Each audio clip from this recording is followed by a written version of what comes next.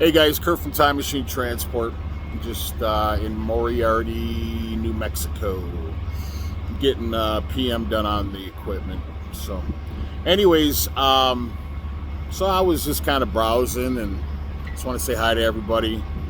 My mom, I love you, my baby girl, Pastor Rick, Tim, Jason Gilbert, Stevie K, Michael O'Hara, Chi-Town, anybody else that I missed, my cousin Dan, anybody else, Josh and Mike and everybody else, and if I don't know you, I apologize. But anyways, thanks for watching. So our current DEFCON level is at 3, and the numbers are 1 through 5, 5 being the worst, which means basically we're at war and they're probably shooting nukes off on DEFCON 5. 4, I'm sure, is pretty serious as well. 3 is not light. So I did some research and I looked up the last time that the United States was in DEFCON 3 was during the Cuban Missile Crisis during 1962. In October 16th, I think, through the 28th, during the Cuban Missile Crisis. And I mentioned that a couple of videos ago with Kennedy putting a military blockade in the naval blockade in the ocean, obviously, and meeting Russia and having a face-to-face standoff because they wanted to put nukes in Cuba at our front door. So Kennedy said, no way, it's not going to happen. So that was a very intense time. But we are currently at the same DEFCON level as the Cuban Missile Crisis back in '62. And a lot of people probably don't know this.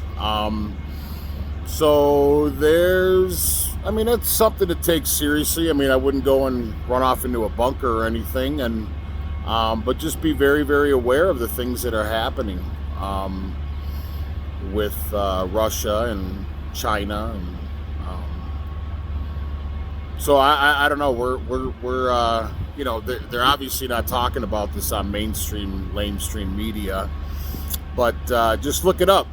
We are currently at DEFCON 3. We've been there for a little while now. It didn't tell me when we actually went to DEFCON 3, and if we're like always on DEFCON 2 all the time, or are we at DEFCON 1 all the time? But DEFCON 3 basically heightens a lot of military response.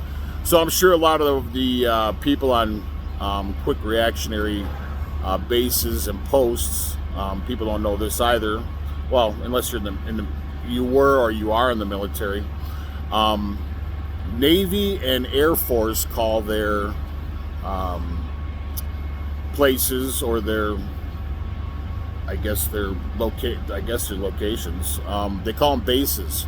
The Navy and the Air Force call them bases, and the Marines. The Army calls them posts. So I was on a post in Vicenza, Italy, in an airborne unit, and that's a little fun fact, I guess, if it's a fun fact. So, but anyways, so a lot of the quick reactionary forces, and I'm sure a lot of the pilots and the Air Force bases, and they're probably on,